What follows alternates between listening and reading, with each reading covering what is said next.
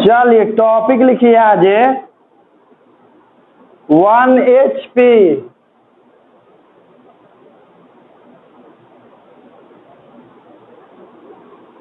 देखिए जैसे 1 वाट पढ़ाए थे ना, 1 वाट की परिभाषा क्या था कि यदि कोई विद्युतीय उपकरण 1 सेकंड में 1 जूल ऊर्जा खर्च करता है तो उसके शक्ति को 1 वाट, तो 1 HP बराबर कितना होता है? 746 वाट ना।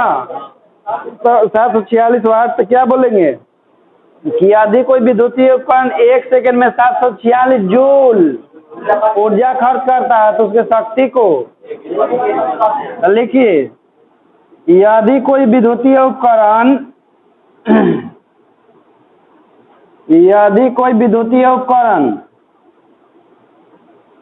1 सेकंड में 746 जूल ऊर्जा खर्च करता है, यदि कोई विद्युतीय उपकरण 1 सेकंड में 746 जूल ऊर्जा खर्च करता है,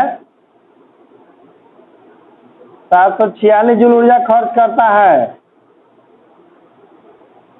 तो उस उपकरण के शक्ति को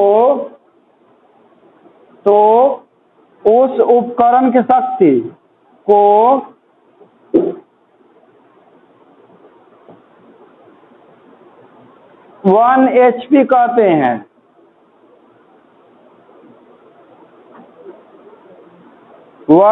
कहते हैं। चलिए अगला ऐसे लिखिए 1 किलोवाट। हाँ 1 किलोवाट।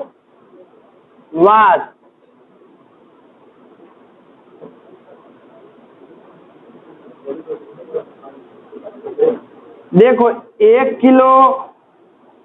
किलोवाट का मतलब होता है कि यदि कोई विद्युतीय उपकरण 1 सेकंड में 1000 जूल ऊर्जा खर्च करता है तो उसके शक्ति को, जैसे हैलोजन लाते नहीं हम लोग खरीद के, हैलोजन पर लिखा नहीं होता 500 वाट 1 किलो 1000 वाट, तो समझ जाइएगा कि जैसे ही आप लगाइएगा इसको स्रोत में तो 1 सेकंड में 1000 जूल, कहानी खत्म। तो लिखिए जब कोई विद्युतीय उपकरण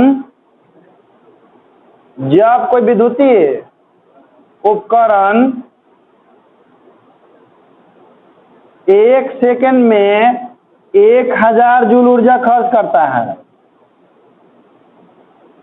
1 सेकंड में 1000 जूल ऊर्जा खर्च करता है, तो उस उपकरण के शक्ति को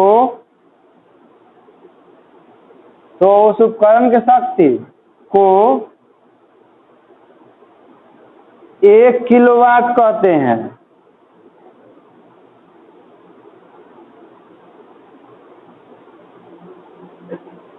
एक किलोवाट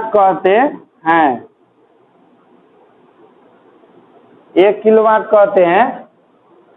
इसके बाद एक नोट लिखना है, लेकिन समझ लीजिए पहले नोट लिखने से पहले, जैसे मान लीजिए कोई विद्युत बल्ब है तो देखिएगा बल्ब पर लिखा रहता है इसे 220 वोल्ट 100 वाट, ऐसे जो पहले वाला व्हाइट वाला बोला था पीला वाला, या ये सब जो CFL है वो सब पर लिखा रहता है कि 220 वोल्ट 15 वाट चाहे 220 वोल्ट 8 है, ताकि उसका मतलब क्या होता है कि इसे लिखा हुआ रहता है कि 220 वोल्ट 100 वाट का मतलब, तो उसका मतलब होता है कि जब भी इसको किसी 220 वोल्ट के स्रोत से जोड़ा जाएगा ना, जब भी इस बल्ब को 220 वोल्ट के स्रोत से, तो 1 सेकंड में आपका 100 जूल एनर्जी खर्च करेगा।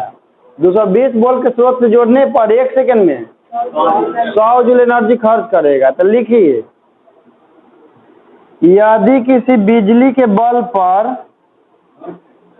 नोट लिखिए कॉपी में, यदि किसी बिजली के बल्ब पर 220 वोल्ट 100 वाट लिखा हो, 220 वोल्ट 100 वाट लिखा हो, तो इसका अर्थ यह है कि इस विद्युत बल्ब को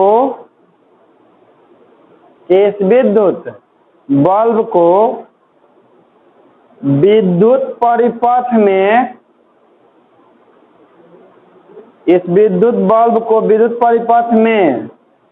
220 वोल्ट वाले स्रोत से जोड़ दिया जाए, 220 वोल्ट वाले स्रोत से जोड़ दिया जाए,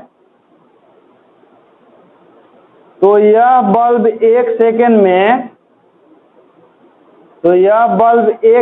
में 100 जूल विद्युत ऊर्जा खर्च करेगा। तो यह बल्ब 1 सेकंड में 100 जूल विद्युत ऊर्जा खर्च करेगा।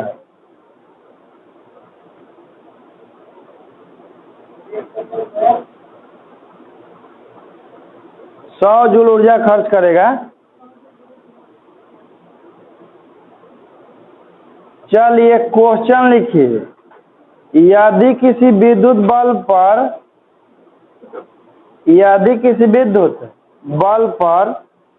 220 वोल्ट 100 वाट लिखा हो,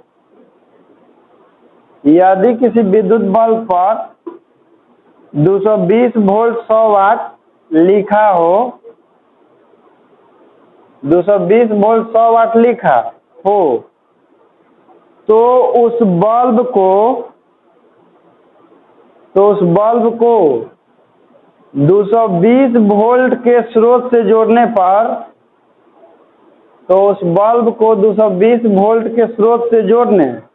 पर, उससे प्रवाहित धारा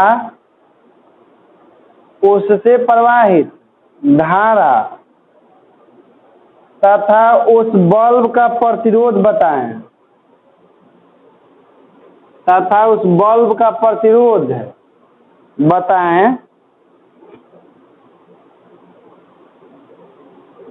उससे प्रवाहित धारा तथा उस बल्ब का प्रतिरोध बताएं। देखिए बल्ब पर लिखा हुआ 220 वोल्ट है 100 वाट ना, तो इसका मतलब है कि बल्ब का विभवांतर है कितना 200 और शक्ति कितना है 100 वाट। हमको क्या क्या पूछा गया है? अब प्रतिरोध नहीं जी। तो देखिए हम लोग जानते हैं कि P बराबर VI होता है, जानते हैं कि नहीं? P मालूम है, V भी मालूम है, खाली कौन निकालना है? तो P बटा V इज इक्वल टू, देखिए P का मान कितना है 100 और V का मान डिवाइड कीजिएगा तो कितना हो जाएगा 5/11, इसको भाग दीजिए 0.4, फिर बचेगा इसमें 6 ना, तो 5, तो फिर बचेगा 5, तो फिर कितना आएगा 4 और मात्रक एम्पियर। I के मान तो निकल गया 0. अब देखिए हम लोग की प्रतिरोध निकालना है ना, तो प्रतिरोध निकालने के उतारते चलिएगा, लेकिन ठीक ना, रुकेगा नहीं आज, क्योंकि हम लोग जानते हैं कि P बराबर होता है V² R, शक्ति के फार्मूला R बराबर V² P। तब V का मान है आपका 220, स्क्वायर है तो 2 बार लिख देंगे, 220 गुना 220, शक्ति का मान 100, 1 0 से 1 0 कैंसिल है, 1 0 से 1 0 कैंसिल, 22 से 22 में गुना करेंगे तो 484 ओम, यानी कि उसका प्रतिरोध भी निकल गया। तो जब किसी भी बॉल पर लिखा हुआ आपको मिलेगा कुछ ना, तो आराम से उस बल्ब का प्रतिरोध आप ज्ञात कर सकते हैं कि हाँ ये बॉल के प्रतिरोध इतना है, इसको इतना वोल्ट के स्रोत से जोड़ेंगे तो इतना धारा लेगा, ठीक ना? क्या ऑब्जेक्टिव में है ना?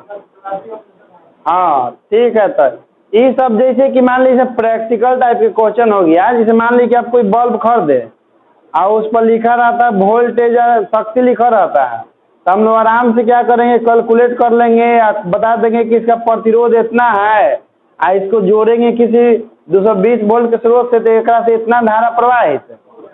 तब दूसरा कोई कहता अचंभव लगेगा जो नहीं पढ़ ये सब नहीं जानता है, लेकिन जो जान रहा है उसके लिए आसान है कि नहीं? जो नहीं जाए पूछेगा कैसे, और जो जान रहा है कहेगा कि ऐसे। निकाल के फार्मूला से, हम जानते हैं फार्मूला इसका, समझ रहे हैं। यानी कि कोई भी बॉल खरीदिएगा देख लीजिएगा और शक्ति कितना है।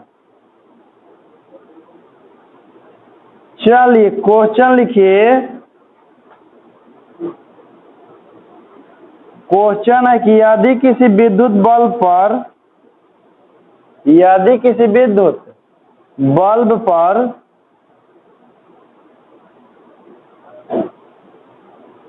110 वोल्ट 40 वाट अंकित है।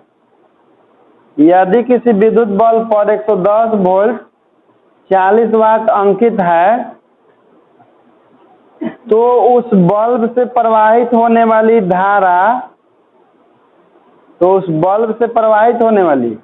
धारा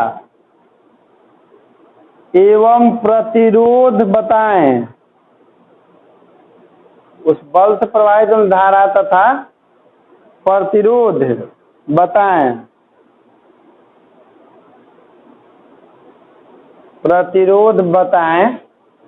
चलिए इसको बनाइए आप लोग। देखिए जैसे आप लोग सोल्व किए हैं तो उसका धारा आया आपका कितना 0.363 एम्पियर।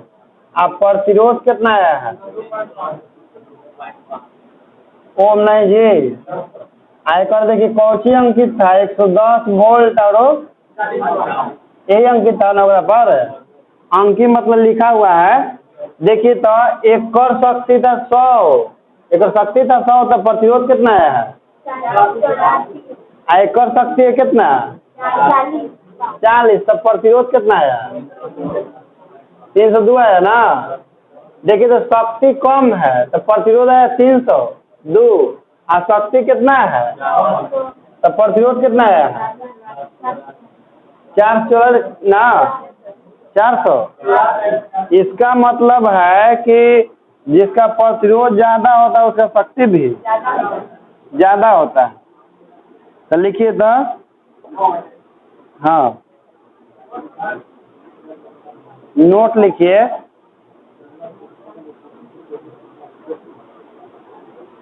लिखिए जिस उपकरण का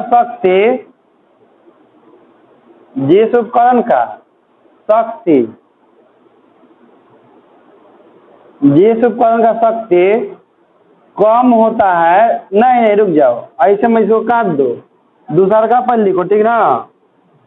पहले का नोट लिखो उसके बाद लिखा जाएगा बोला। देखिए P समानुपाती क्या होता है सॉरी P बराबर V²/R।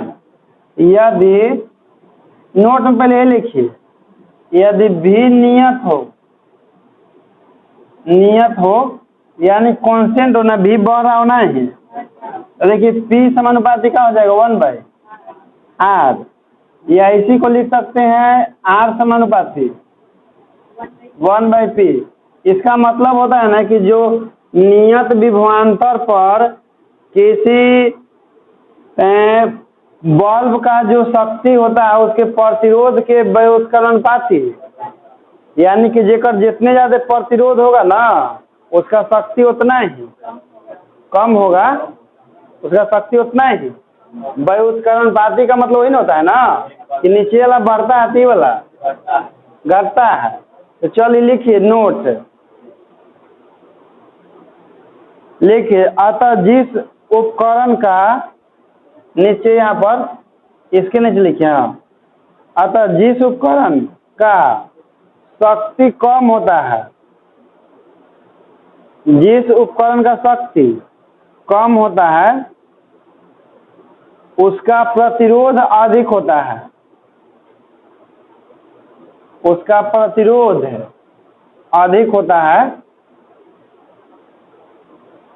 उसका प्रतिरोध अधिक होता है और वह उपकरण या बल्ब या वह उपकरण या बल्ब उतना ही अधिक प्रकाश उत्सर्जित करेगा।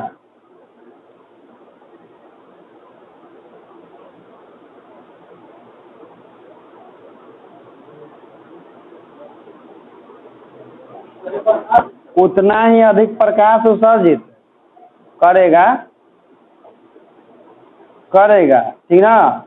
देखिए जैसे कुछ लोग को कंफ्यूजन हो रहा होगा कि देखिए यहाँ पर प्रतिरोध कितना है 400, हैजा पर प्रतिरोध कितना आया था 302 ना। तो कहिएगा कि प्रतिरोध जैसे यह शक्ति था 100 वाट, तो प्रतिरोध कितना आया है, हैजा पर शक्ति कितना था आपका 40 वाट। अब विभवांतर जैसे सेम विभवांतर दोनों के रहता ना, दोनों के विभवांतर सेम रहता। जैसे इसका 220 वोल्ट था और इसका विभवांतर 220 वोल्ट था, तो जिसका शक्ति कम रहता है ना तो उसका प्रतिरोध ज्यादा आता है, सेम विभवांतर रहेगा। तो जैसे क्वेश्चन दे रहे हैं उसको बनाइएगा ना, तो जैसे सेम विभवांतर पर दोनों को जोड़ा जाएगा, तो जिसका शक्ति कम रहता है उसका प्रतिरोध ज्यादा आता है, ठीक ना। देखिए देते हैं क्वेश्चन, लिखिए दो विद्युत बल्ब जिनके अनुमतांक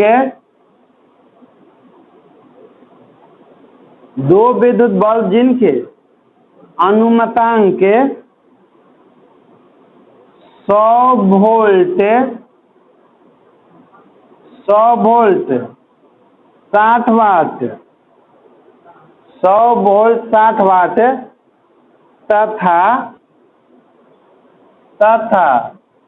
100 वोल्ट 30 वाट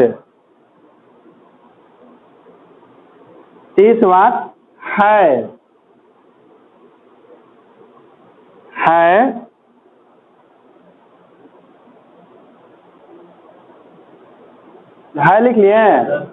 उसी में लिखिएगा 100 वोल्ट वाले सप्लाई लाइन से 100 वोल्ट वाले सप्लाई लाइन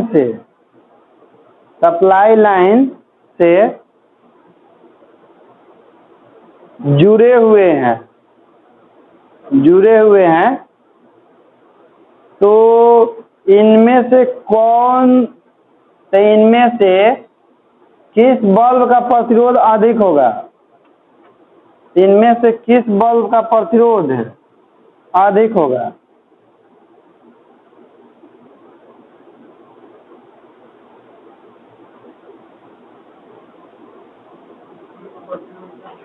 किस बल्ब का प्रतिरोध अधिक होगा। देखिए कहाँ बोले कि जेकर शक्ति कम रहता है प्रतिरोध ज्यादा होता है ना, इनमें से केकर शक्ति कम है तो दूसरका बल्ब का प्रतिरोध ज्यादा आएगा। और नहीं तो आप निकाल के देख भी सकते हैं, निकाल के देखिएगा तो पता चलेगा कि दूसरका बल्ब जेकर शक्ति कम होकर प्रतिरोध ज्यादा आ रहा है, जेकर शक्ति कम होकर प्रतिरोध शक्ति ज्यादा है तो प्रतिरोध कम आएगा, क्योंकि प्रतिरोध जो है व्युत्क्रमानुपाती होता है शक्ति का, या ये भी कह सकते हैं कि शक्ति व्युत्क्रमानुपाती होता है प्रतिरोध का। तो बना के देख लीजिए, आंसर लिख लीजिए, नोट लिखिए। देखिए नोट क्या है कि मान लीजिए कि इधर हाई वोल्टेज है और इधर में आपका लो वोल्टेज है। आप इसके दोनों के जैसे हाई वोल्टेज या लो वोल्टेज के बीच में हम लोग सारे उपकरणों को जोड़ते हैं ना, जो भी उपकरण जोड़ा जाता है सब हाई वोल्टेज ताकि उपकरण से होकर धारा का प्रवाह हो सके, क्योंकि बिना विभवांतर के धारा का प्रवाह नहीं होता है ना। अब मान लीजिए कि पहले हम जोड़ दिए बल्ब जिसका शक्ति कितना है 40 वाट 100 वाट, और इसके बाद जोड़ दिए 500 वाट, ठीक ना। तब बल्ब सुनो, जैसे कि इसका शक्ति कितना है, देखिए P बराबर VI होता है कि नहीं। तो जैसे मान लीजिए कि नियत विभवांतर है ना, तो नियत विभवांतर पर धारा जो है शक्ति जो है धारा के समानुपाती होता है। यह भी सब कह सकते हैं कि धारा शक्ति के समानुपाती। तो अधिक धारा कौन खींचेगा, जिसका शक्ति ज्यादा होगा ना, इसका शक्ति ज्यादा है तो ज्यादा धारा खींचेगा, जबकि इसका धारा सहने कैपेसिटी कम होगा। क्योंकि कोई भी बल्ब बनाया जाता है या तार बनाया जाता है तो उस तार का या बल्ब का मतलब धारा सहने कैपेसिटी होता है। जैसे पढ़े होंगे फ्यूज पढ़े होंगे आप लोग कि इतना एम्पियर का फ्यूज होता है, मतलब 100 का उतने कैपेसिटी होता है। तो प्रत्येक उपकरण का वोल्टेज सहने कैपेसिटी होता है, यानी कि धारा क्योंकि जैसे जैसे वोल्टेज बढ़ता है धारा भी बढ़ता है ना। तो यदि मान ली कि श्रेणी क्रम में पहले जोड़ दिए कम शक्ति वाला उपकरण अब बाद में जोड़ दिए, तब अधिक शक्ति वाला उपकरण तो अधिक धारा लेगा, और जो कम शक्ति वाला से हो के ही आएगा ना, कम शक्ति वाला से हो करके ही आएगा, तो ये इलाज टूट जाएगा कि नहीं, बीच में से इलाज गल जाएगा ना, तो गल जाएगा तो आगे धारा जाएगा। यदि श्रेणी क्रम में पहले कम शक्ति वाला जोड़ा जाए बाद में अधिक शक्ति वाला, तब परिपथ जो है भंग हो जाता है, यानी कि गल जाता है। ऐसा मूर्खता कभी भी, जैसे मान ली कि फ्रीजर लगा दी बल्ब और उसके बाद फ्रिज या हीटर लगाइएगा वही श्रेणी क्रम में, तो बल्ब पक्का का हो जाएगा, फ्यूज हो जाता है। इसलिए हम लोग घर में समांतर क्रम का इस्तेमाल करते हैं कि बल्ब अलगे है और हीटर, कि हीटर अपना अलग काम कर रहा है, बल्ब नहीं तो एक के बाद एक जोड़ेंगे तो ये वो जला तो पूरा सब है कहानी। तो वही नोट लिखना है, ठीक ना, लिखिए। जैसे कहे का मतलब धारा हो गया था तो फ्यूजवे से हो गया था ना, अब फ्यूज मान लीजिए जैसे हो गया तो धारा आप आगे जाएगा, देखिए था और शक्ति में है सहे के उष्मा उत्पन्न होगा तो गल जाएगा। लिखिए नोट, यदि श्रेणी क्रम में कम शक्ति वाले उपकरण के बाद, यदि श्रेणी क्रम में कम शक्ति वाले उपकरण के बाद, यदि श्रेणी क्रम में कम शक्ति वाले उपकरण के बाद कोई अधिक शक्ति वाला उपकरण जोड़ा जाता है, कोई अधिक शक्ति वाला उपकरण जोड़ा जाता है, कोई अधिक शक्ति वाला उपकरण जोड़ा जाता है, तो कम शक्ति वाला उपकरण खराब हो जाता है, तो कम शक्ति वाला उपकरण खराब हो जाता है या जल जाता है, तो कम शक्ति वाला उपकरण खराब हो जाता है या जल जाता है।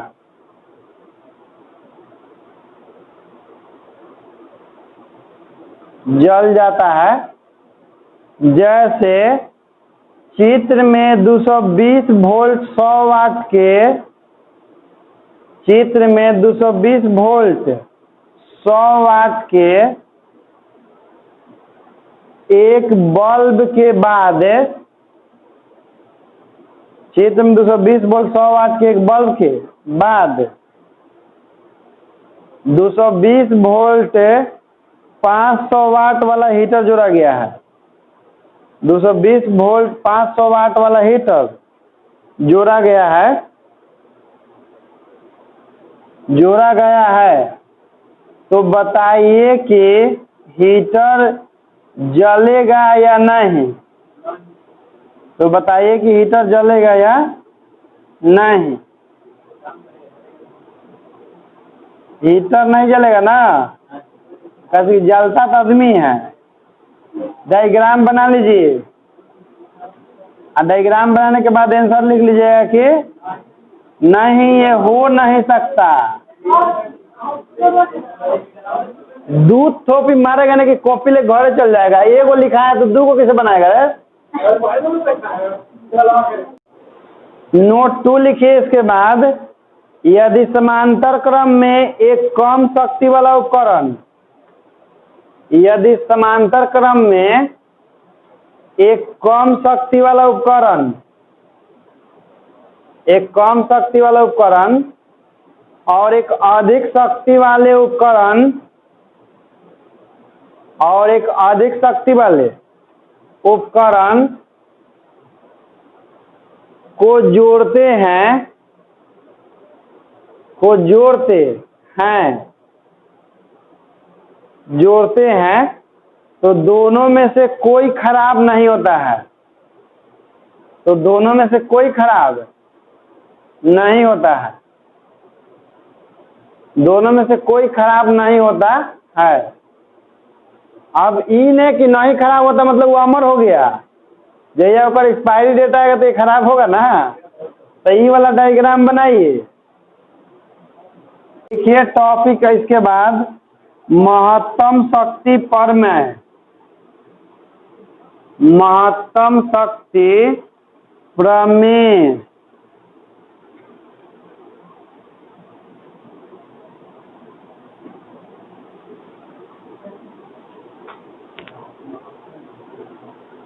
लिखिए किसी बैटरी द्वारा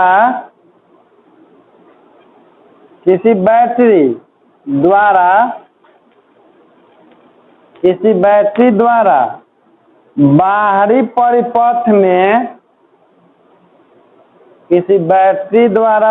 परिपथ में उपलब्ध शक्ति को किसी बैटरी द्वारा बाहरी परिपथ में उपलब्ध शक्ति को महत्तम होने के लिए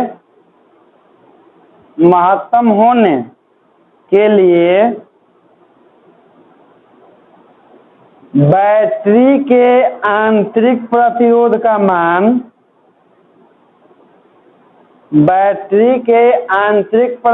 का मान बाहरी परिपथ में लगे प्रतिरोध के बराबर होना चाहिए। बाहरी परिपथ में लगे प्रतिरोध के बराबर होना चाहिए।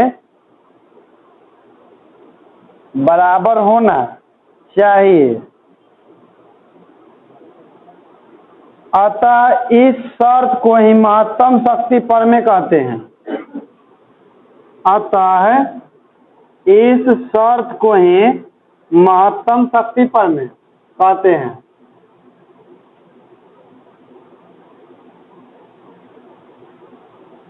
इस शर्त को ही महत्तम शक्ति प्रमेय कहते हैं।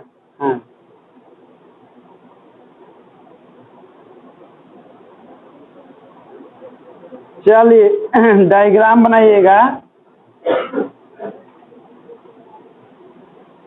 आंतरिक प्रतिरोध को लिखते हैं स्मॉल आर से या बाहरी प्रतिरोध को कैपिटल आर से। धारा का प्रवाह जो हमेशा पॉजिटिव ध्रुव से नेगेटिव ध्रुव की ओर होता है।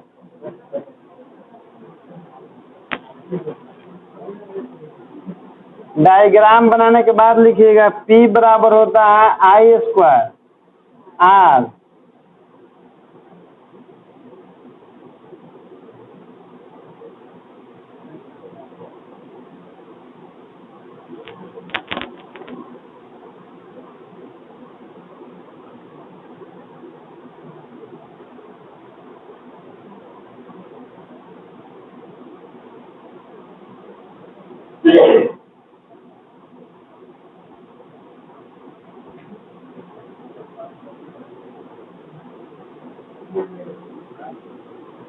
देखिए ऐसा एक बार परिपथ हम बना के आपको लिखे थे जब एक टॉपिक लिखाए थे ना कि विद्युत परिपथ तथा ओम के नियम। तो वहाँ पर देखिएगा आपको लिखाए होंगे I बराबर E बटा R प्लस R। इस तरह का फार्मूला पीछे को पढ़ाए थे सेल के लिए नहीं जी।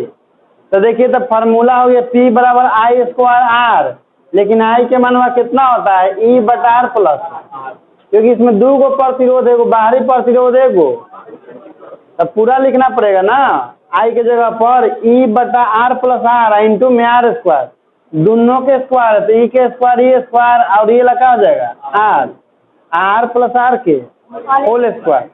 अब देखिए जैसे किसी भी परिपथ में किसी चीज को अधिकतम या न्यूनतम दिखाना चाहता है ना, तो उसके डिफरेंशिएशन को हम लोग जीरो लेकर चलते हैं। तो हमको किसको महत्तम दिखाना है? शक्ति को ना।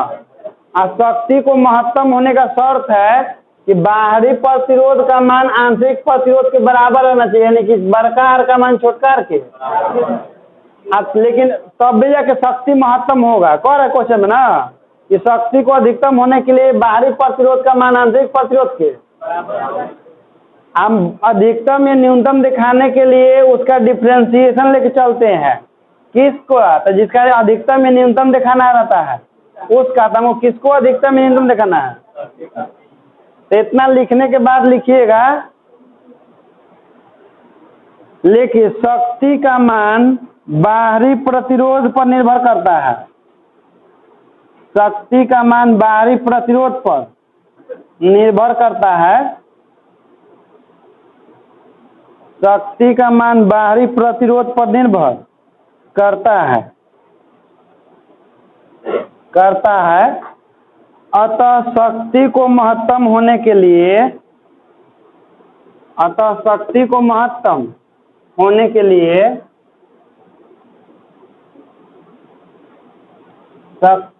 महत्तम होने के लिए देखिए dP/dR बराबर 0 होना चाहिए।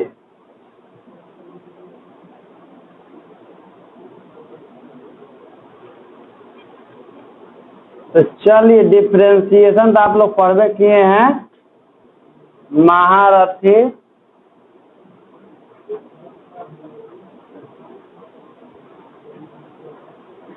dr बराबर में 0। क्या बोले कि बाहरी प्रतिरोध पर निर्भर करता है, तो बाहरी प्रतिरोध कौन है? तो यही से लिखा गया है dP/dr। नहीं तो आंतरिक प्रतिरोध पर निर्भर करता तो dP/dr लिखा था, ठीक ना। अब देखिए, इसमें कांस्टेंट होता है सेल का विद्युतवाहक बल, तो बाहर निकल जाएगा आपका E² बाहर निकल जाएगा। तो क्या बचेगा? R/R+R का होल स्क्वायर अब बाई dr बराबर में। अब देखिए, दो काम करते एक साथ, जैसे ई वाला जाएगा U/V पर, U हो जाएगा ई वाला, ई वाला में भागा में चल जाएगा। तो देखो, पहले एक छोड़ रहे हैं इसको, क्योंकि नीचे वाला छोड़ते हैं ना। एक और डिफ्रेंसिएशन कर रहे हैं, कौन चीज? dr माइनस R इसका डिफ्रेंसिएशन करना पड़ेगा ना, R+R का होल स्क्वायर अब बटा में, चलो सब फेल, dr होगा, क्या लिखे बोलो तो? dr+r। पावर का डिफ्रेंसिएशन हमेशा बेस के रिस्पेक्ट में होता है। बेस में कौन सी था? R+R। बराबर में कितना है? रुक जा, बराबर अभी नहीं देंगे, बराबर अब देंगे। R+R के होल स्क्वायर का अब बराबर में कितना है? 0। एक भागा में भेज दिए हैं, जो यहाँ पर था ना, इसको भागा में भेज दिए हैं, इसको U/V के फॉर्मूला पर डिफ्रेंसिएशन कर दिए हैं, ठीक ना। अब देखिए, एहू ने जाएगा गुना में, तो वो क्या हो जाएगा? तो बचेगा आपका R+R का होल स्क्वायर, dr/dr का मान 1, यहाँ बचेगा R, यहाँ क्या लिखे बोलिए तो?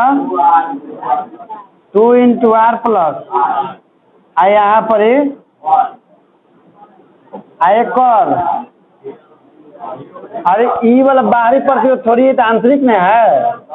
अब पूरा इन्हें जाएगा ई वाला गुना में R+R के पावर 4 इन्हें, तो 0 हो जाएगा। देखिए क्या हो गया? R+R का होल स्क्वायर इन्हें क्या हो जाएगा आपका? -2R × R+, होगा कि नहीं?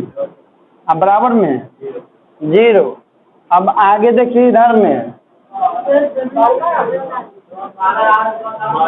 हाँ ये कैपिटल होगा, स्मॉल लिख दिए। देखिए तो इसको उठा के ले जाते ही पढ़ते तो प्लस में हो जाएगा ना। तो देखिए R+R का होल स्क्वायर बराबर 2R × तो एगो कटेगा कि नहीं? देखो तो R+R × R+, आई हो जाएगा 2R × R+, तो एगो कट जाएगा ई वाला सी वाला, इधर कितना बचेगा? R+R बराबर में 2R। तो क्या कीजिए ना कि उधर लीजिए, घटा लीजिए, R बराबर 2R माइनस बड़ा का R। तो देखिए R बराबर क्या हो गया? हम बोले थे कि बाहरी प्रतिरोध का मान आंतरिक प्रतिरोध के बराबर होना चाहिए महत्तम होने के लिए शक्ति का। देखिए तो बाहरी प्रतिरोध R, आंतरिक प्रतिरोध R के बराबर आ गया कि नहीं? हाँ रोक लो।